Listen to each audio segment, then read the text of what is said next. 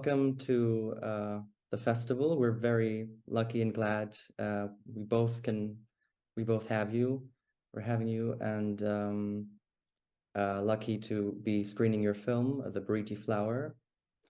Yeah, this is a really interesting film. I was very impressed by it because it's really a film about the struggles of indigenous people in Brazil within the modern world. Yeah, it's screened in Cannes in the Un Certain Regard section. And yeah, well, my first question, I guess, to you is, can you tell me how you went about this very sensitive topic of Brazil's indigenous people, and given that it is a very sensitive topic, what were your access points to the community, maybe, and how did you go about it? Renée went there for the first time in 2010, right? 2010. I joined in 2014. This is the second kind of fiction feature we do with them. Of course, the cinema, I would say, is the most visible part of our connection and friendship with the Krahô. But actually, we're spending at least half of our time, I would say, in the last years with them, working in other activities. They have also a group of young indigenous filmmakers who are doing their own films. Some of them are small films that are circulating nowadays via internet and mobile phones, and some of them are very activists and alert films, I would say, but others are some sort of documentaries about their parties, celebrations, the daily problems of all the communities. They occupy 40 different villages. Some of them are very big with 500 or 600 people. Some others are very remote with only 20 or 30 people. So of course it's not a topic. It's basically filming with people that we know very well and filming with friends, a part of our differences. This film was shot during a period of 15 months. We've been there without a regular film crew. It's me and Renée, our daughter, who was 3 and 4 years old during the shooting. She's 5 now, and two more people from the outside, and of course the collaboration of a whole community of the Krahô. You cannot stay for such a long time in a village, in a community, without some sort of link. Of course, in this film, when we started to work, there was some sort of demanding from the community. We shot in the middle of the rise of Bolsonaro, and at the same time we had the pandemic going on. So I would say two catastrophes were happening at the same time, no? And we see a continuity of some practices of violence, not only discursive and speech violence, but visible violences against the bodies and the land of the indigenous communities. This continuity is there. It's changing faces, it's changing technologies, it's changing how these attacks are being done, but they are there since the arrival of the first colonizers from Portugal, and then from France and from Spain. So the Krahô wanted us to cooperate and to make a film where the land itself could be some sort of a character, and a character that cross temporalities.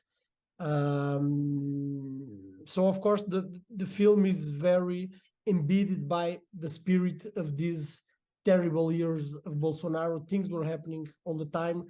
So we started without a film script, with the idea of making a film where the land would be a main character. Of course, this premise of filming with the people that are closer to us. The Krahô are nowadays, they are around 4,000 people of course, we are not close to 4,000 persons, but inside our community, we have our group of relatives as well. You pass through a ritual in the first moments you go to a community where you get a name, you get a family, and you get some sort of connections that are marked in the name that you get. So we wanted also to make a film with the people that were closer to us to keep this sort of intimacy, no? So yeah, I wouldn't say it's a topic, but it's a very dynamic reaction to what was going on in these years, and also to the demands of the community. Yeah, I think that's also what I wanted to ask you, because this film engages with current political discussion, at least, well, when Bolsonaro still was president of Brazil. Why do you think this is so important that you make a specific statement in the name of a marginalized community depicting the current state of this community, the Krahô? Acho que a gente não faz em nome, a gente faz junto com, né? Usar, talvez, algum espaço que a gente tenha para visibilizar algumas questões que não são devidamente visibilizadas, que não... Excuse me, because I will translate Renée and Problem. outra vez. I'm sorry, my English is not very good, so All good. I understand, but então eu acho que é sobre isso que ele está falando, né? Sobre como eu acho que é muito importante fazer essa distinção assim. Okay, it's very important. I'm translating now. It's very important to make this distinction. De falar em nome de e falar junto com, né? Yeah, it's different to talk in the name of or to speak with.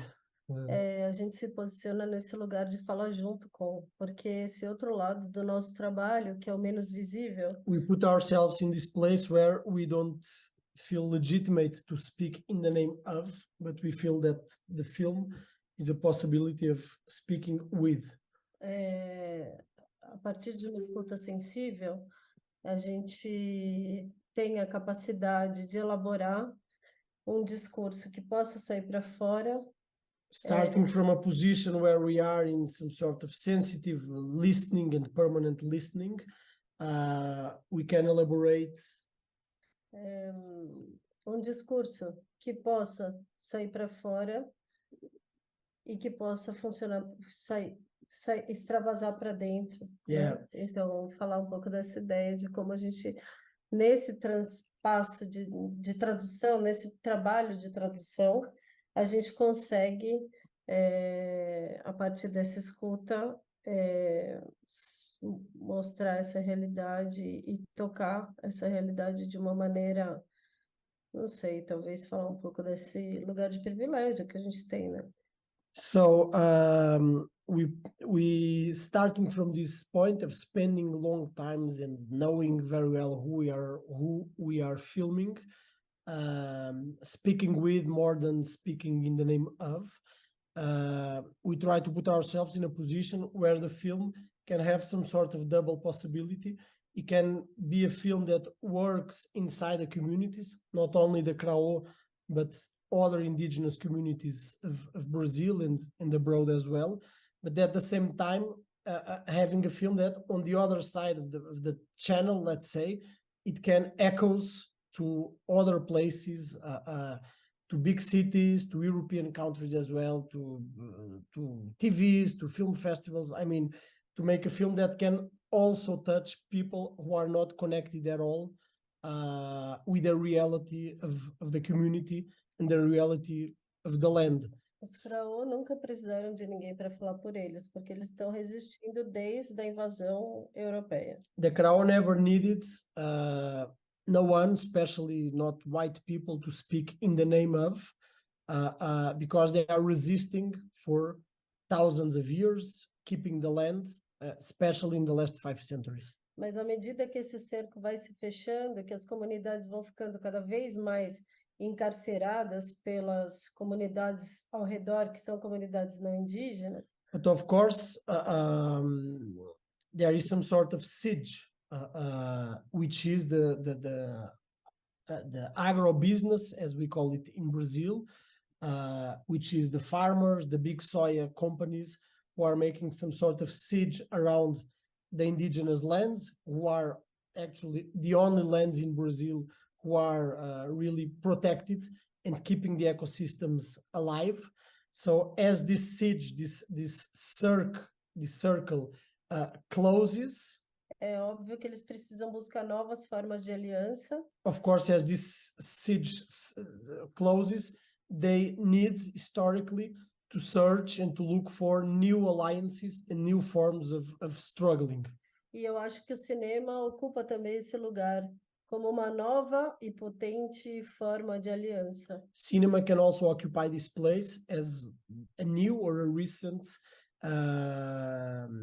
technology of struggle and establishing alliances with people from abroad and outside the communities. Quando a gente viaja para Cannes, eles sabem que aquele lugar tem todos os olhos virados, aquilo é uma vitrine para o mundo. Eles sabem que tudo que eles falarem naquele lugar, naquele contexto, vai sair para fora de uma maneira muito rápida, muito fluida e pode chegar em lugares que a gente nem imagina. When they go to a festival like Cannes, of course, they are very aware of the fact that in that place, their words, their messages, what the film as well is broadcasting, let's say, it's part of a strategy of making these alliances. And I would add, as they would say, it's finding strategies to pacify the white people, let's say, not only to make alliances. So of course they use the film as well as a tool. It's a cinematic tool. It has its poetic, its beauty, it's this idea of making some sort of cultural seduction through their own celebrations, chants, songs, etc. But at the same time, the film itself is a tool similar to the diplomatic and other tools that embassies use to establish strategies. Mm-hmm. Thanks. And I think on that note, it was very important for you to use the format of documentary filmmaking, because as you said, you wanted to speak with and not speak in the name of this community. And I'm wondering, how did you choose the specific film form that it's like a hybrid of fictional elements and documentary elements of oral history? Yeah, that would be my question. Yeah, I think that the film ended up becoming some sort of a cinemonster, let's say, with many forms, and because we arrived without a film script, and we didn't know how the film would look like. Actually, every sequence of the film has a long story behind, a story, of course, of defining with them how to stage, how to reenact certain moments. And we decided that it was not possible to arrive with some sort of preconception and conceptualized idea of how the film should look. Because, I don't know, if you see the beginning of the film, it's a very, in our previous film, The Dead and the Others, we also have this kind of hybridization of the cinematic forms and of the cinematic staging and approaches. If you see the first sequence of the film, this Krahô singer in the middle of the village singing with a maracá, I don't know how to say it in English, this musical instrument. Then the sequence of the two kids in the middle of the forest when they face this bull who is invading the village and is some sort of pronouncing of something bigger that will happen. It's again the agro-business and the farmers. These first 5 or 6 minutes of the film, it's like classical cinema. We use day for night. We use light as in classical films. It's staged. We repeat the sequences. We make 5, 6, 10 takes until it works. They work the dialogues, the kids, with detail, and they repeat, etc. But some other moments are totally different. The big celebrations, the big feasts, are pure documentary. We just film and go with the flow and try to film from the inside, and in a way to see that we are present and not to hide our presence in the film in those moments. You have people looking at the camera, etc. Some other moments which we particularly love, it's, as you said, oral history. And in those moments, it's like where to put the camera and the microphone to make a film that is just some sort of medium to translate and to echo and to amplify this oral history. That it's not in a paper, it's not in the historiography of Brazilian books, let's say. So how can the film play, let's say, an echo and make an echo to these voices? So in a way, we don't still know if the film is a fiction, if it's a documentary. We never think in those in those terms. Sometimes some film festivals, they don't know what to do with the film. They ask us, do you want us to put it in the fiction section or in the documentary? And we say, okay, in some moments it's very clear that we are making cinema as the old people did in the 30s, in the 20s, in the 40s. Some other moments, this could be like ethnographic cinema. We don't like that much this word, but in some moments, the strategy, it's similar to ethnographic cinema. And some other moments, there is some sort of reenacting that could be neo-realist. I don't know. It's fiction, but in a way, there is some sort of use of the real stories of the people. So the film is very complex in terms of aesthetic approaches. Mas posso falar uma coisa? Eu particularmente sinto que a ficção é o que nos permite nos aproximar mais do pensamento Krahô. Yeah, Renée said that particularly we feel that fiction is the place where we feel that it's easier, that it's the easier way to achieve, let's say, the core of the Krahô and the complexity of the Krahô ontology and way of thinking. And also, the fiction functions as uma barreira, escudo, Yeah. para que as personagens possam emergir ou surgir na mais pura complexidade, Yeah. sem comprometer as relações pessoais daquelas pessoas com a sua comunidade. Yeah. Fiction is also a language, let's say, that allows us and the actors, the natural non-actors, non-professional actors, obviously, but allows us them to have some sort of mask, some sort of shield that will allow them to be real, to be honest, to express themselves, to put their stories on, and in a way not compromise their personal and familiar and community connections and links that have inside the village. Yeah, thanks. Thank you very much for your time, João and Renée. Thank you, Johanna. To you. And thanks for this Q&A. So, you're welcome. Thank you. Thank you.